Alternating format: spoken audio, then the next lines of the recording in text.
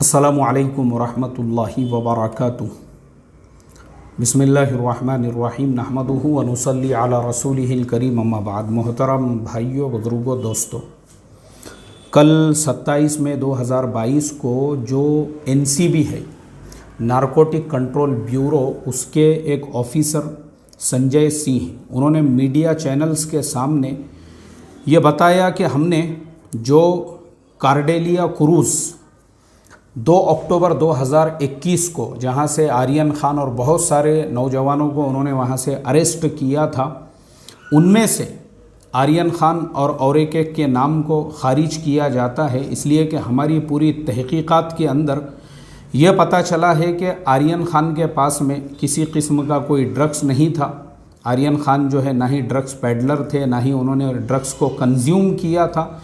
इसलिए lack of evidence की बुनियाद पर आर्यन खान का नाम चार्जशीट में शामिल नहीं किया जा रहा है। उनके अलावा बाकी 14 लोगों के नाम उन्होंने उसके अंदर शामिल किए हैं।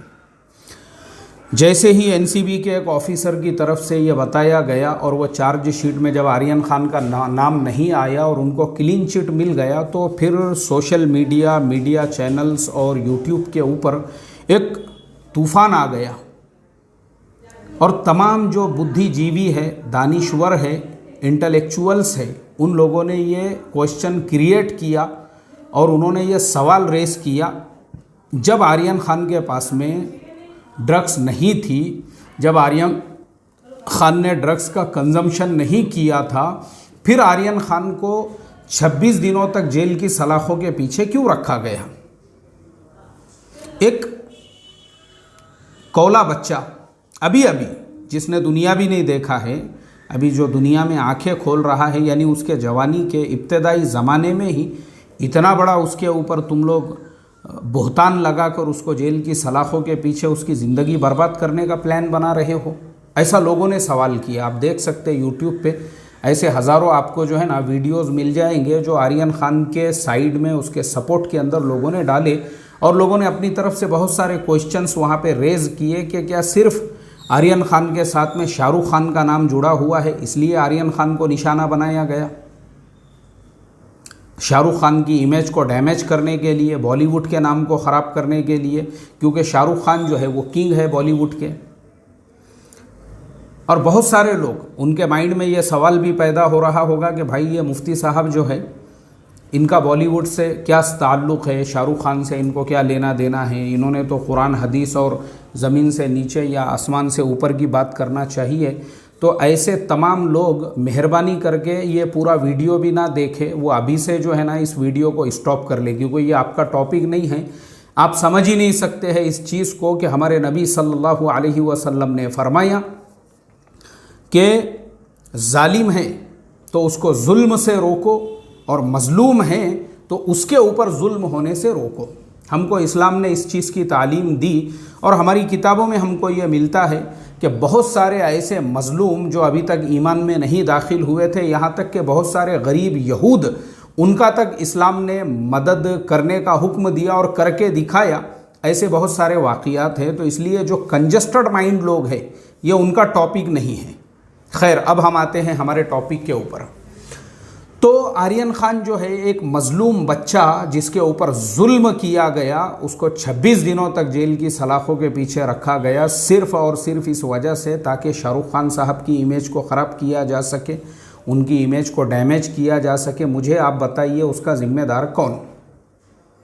और ये जो 8 महीने शाहरुख खान साहब, उनकी पूरी फैमिली, आर्यन खान, उनके बच्चे यानी आर्यन खान के और जो भाई बहन वगैरह है, शाहरुख खान साहब के दूसरे बच्चे, अगर अदर रिश्तेदार और पूरी दुनिया में जो लोग शाहरुख खान साहब को चाहने वाले हैं, उनकी तादाद करोड़ों में है। ऐसे जो करोड़ों लोग हैं,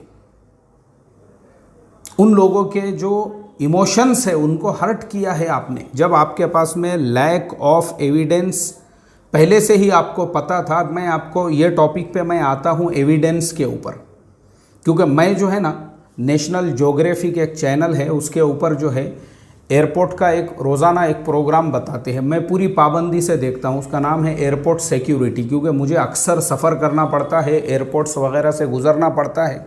तो मैं इस चीज़ का बहुत ख्याल रखता हूँ कि ये सब चीज़ों से मैं नॉलेज हासिल करूं। जैसे कल ही मुझे एक नॉलेज वाली चीज़ उसके अंदर मिली कि एक फैमिली जो है वो जर्मनी का सफ़र का, जिनके पास में जर्मनी का वीज़ा था, लेकिन वो लोग उतर रहे थे इटली के एयरपोर्ट के ऊपर, तो उनको उन्होंने वहाँ से डिपोर्ट कर दिया। हालांकि उनके पास में शेनेगन वीज़ा था, यूरोप का वीज़ा था, लेकिन रीज़न सिर्फ इतना था कि उन्होंने उतरना चाहिए था जर्मनी में, लेकिन वो उतर रहे थे इटली में, इसलिए उनको वापस भेज दिया गया। तो एक नई चीज़ पता चली, इसलिए मैं वो प्रोग्राम देखते रहता हूँ।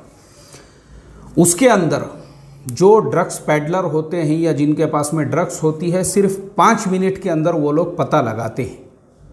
5 मिनट के अंदर वो लोग जो चीज़ें होती है, बहुत सारे लोग लैपटॉप के स्क्रीन के पीछे ड्रग्स ले जाते हैं, बहुत से लोग शूज़ में ले जाते हैं, अजीब अजीब तरह से लोग ले जाते हैं। वो लोग सिर्फ 5 मिनट के अंदर उनके पास एक केमिकल होता है, उसको जैसे ही उसके ऊपर डालते हैं तो वो नीला हो जाता है। जैसे ही वो नीला हो गया, वो ऑफिसर्स कहते हैं देखो ये अभी सफ़ेद है, और अगर ये नीला हो जाता है तो इसका मतलब ये है कि ये ड्रग्स है। और जैसे ही वो ड्रग्स, पहले वो लोग उसको आइडेंटिफाई करते हैं, वो एविडेंस जमा करते हैं, बाज़ाब्ता उसकी शूटिंग होती है, और जब उसका कलर नीला हो जाता है उसके बाद वो कहते हैं कि हमको आपको अरेस्ट करना पड़ेगा इसलिए कि आप ड्रग्स लेकर जा रहे थे, और फिर उसके बाद उसके हाथ पीछे करके उसको हथकड़ियाँ लगाई जाती है।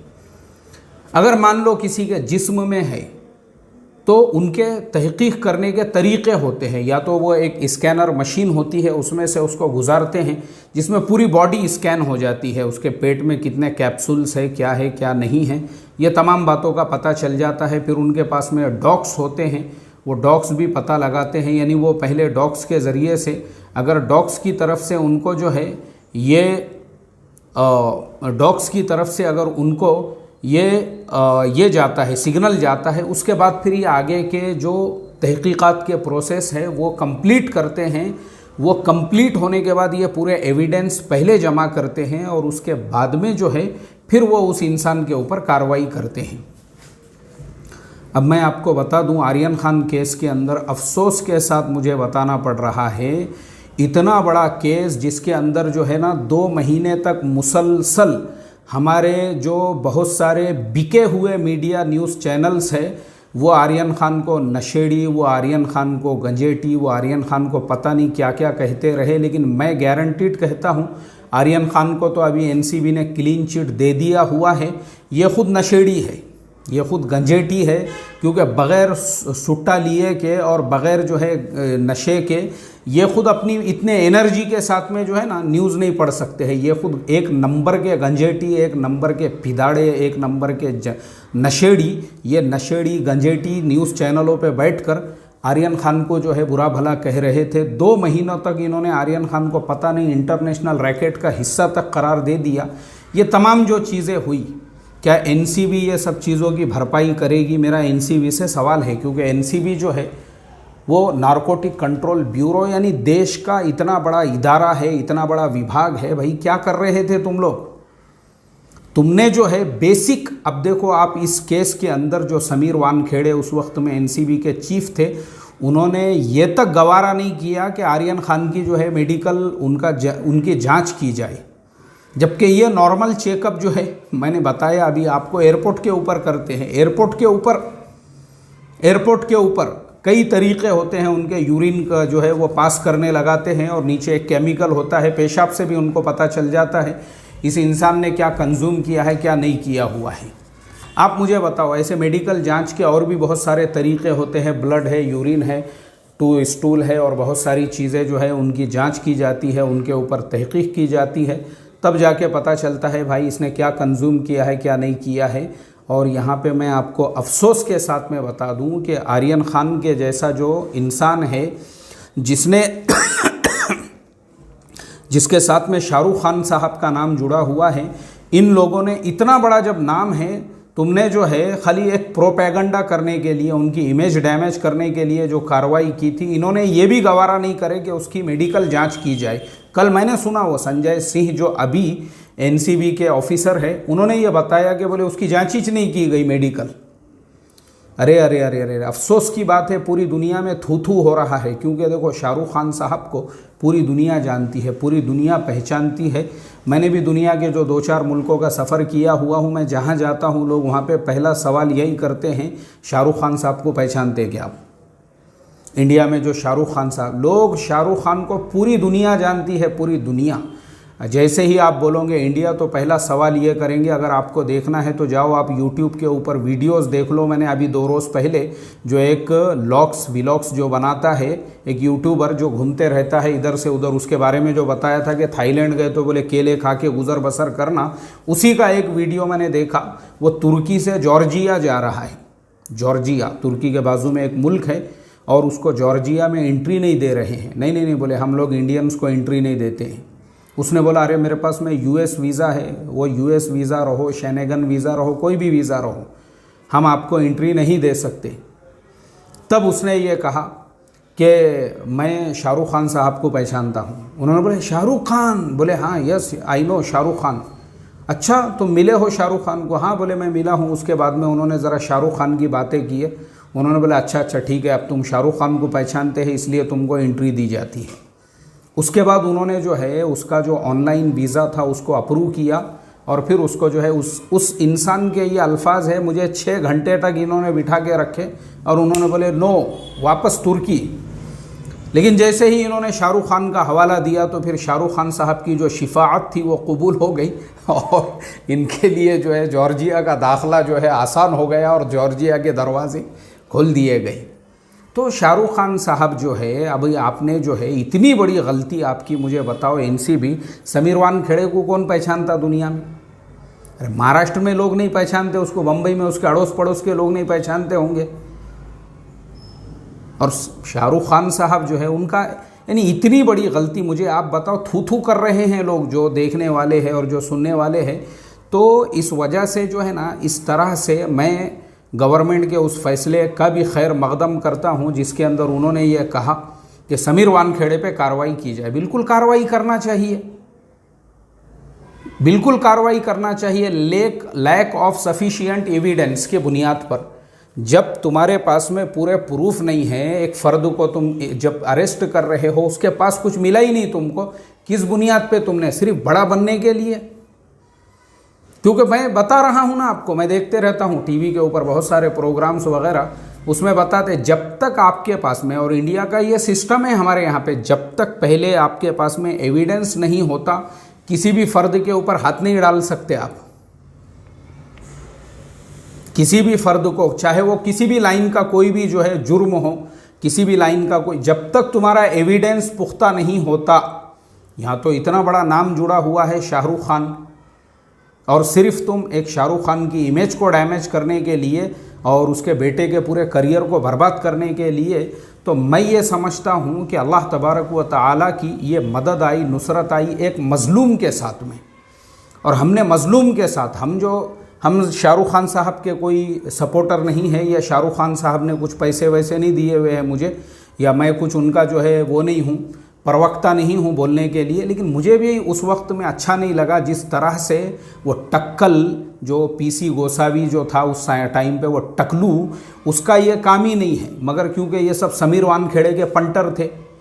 बाद में पता चल रहा है कि वो जो सीपी क्या केपी गोसावी जो था वो खुद अपनी जगह पे एक बहुत बड़ा क्रिमिनल है। जब उसके अगेंस्ट में सारी चीज़ें सामने आई तब जाके पता चल रहा है जिसका काम ही नहीं है, वो बाहर का आदमी जो है उसको कार्डेलिया क्रूज़ में से खींच के लेकर आ रहा है। बोले तो यार समीर वानखेड़े साहब क्या कर रहे थे वहाँ पे?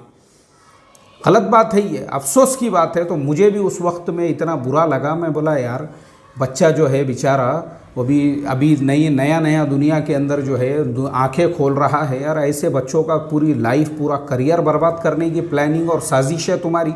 तो अल्लाह ताला ने वो तो कुरान में फरमाया व मकरू व मकर अल्लाह वल्लाहु खैरुल माकिरीन। ऐसे जो मक्कारी करने वाले होते हैं दूसरों के करियर बर्बाद करने की और लाइफ, अल्लाह उनकी मक्कारियों को उन्हीं की तरफ लौटा के उनको पहुंचा देता है, या तो जेल की सलाखों के पीछे या कब्रस्तानों में।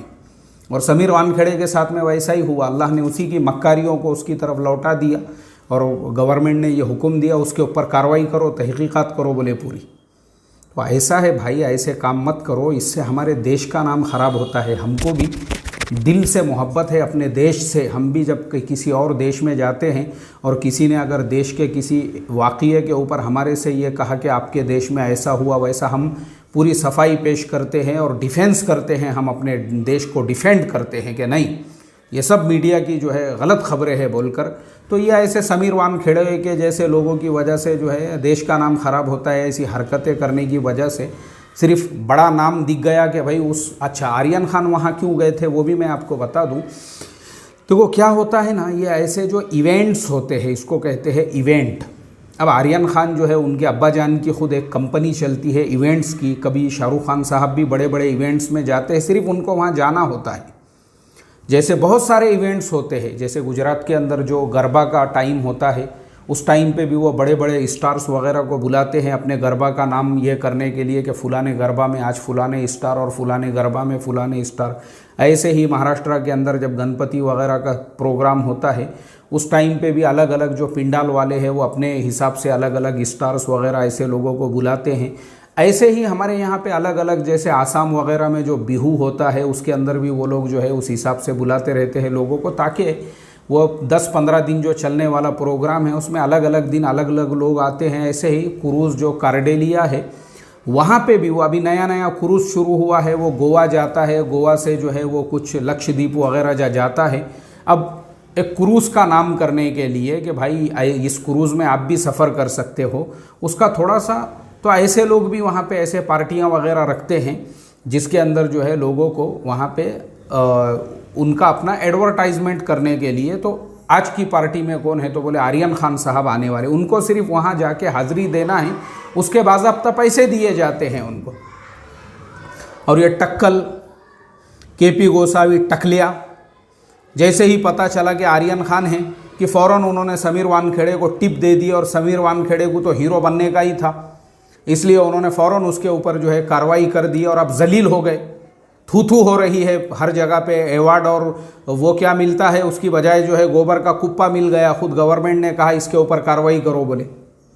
ऐसे धंधे तो अल्लाह हिफाजत फरमाए। अच्छा नहीं दिखता मुझे भी ऐसी खबरें वगैरह जब मैं पढ़ता हूँ ना तो, लेकिन मुझे खुशी हुई कि उसके बाद के जो एनसीबी के ऑफिसर्स हैं जैसे संजय सिंह साहब, और अभी मैं एक साहब और जो है उसके जो बड़े अधिकारी हैं उनका भी इंटरव्यू देख रहा था, मैं उनका नाम भूल रहा हूँ। मैं ऐसे लोगों का शुक्रिया अदा करता हूँ जिन्होंने निष्पक्ष होकर उसकी सही से जांच की, उसकी पूरी पड़ताल की और दूध का दूध और पानी का पानी किया और ये अनाउंसमेंट और ऐलान किया भाई चार्जशीट में आर्यन खान का नाम नहीं है। जब उसके पास कुछ मिला ही नहीं तो उसका नाम क्यों डालेंगे हम, क्योंकि एविडेंस की बुनियाद पे अगर तुम नाम डालते हैं तो फिर कोर्ट में क्या एविडेंस पेश करोगे आप, फिर आगे जलील होना है अगर नाम डाल देते हैं तो।